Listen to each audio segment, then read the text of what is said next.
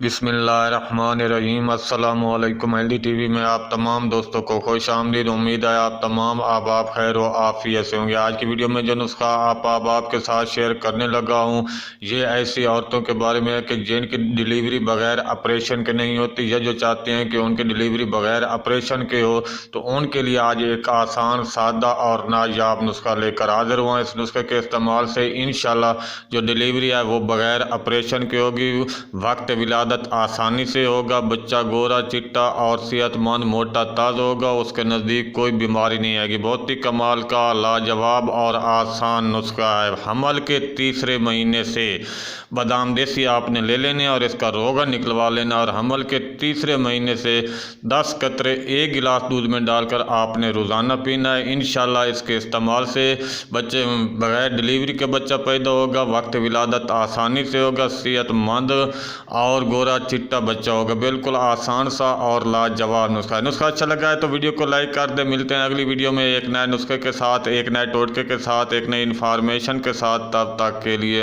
अल्लाह हाफिज़।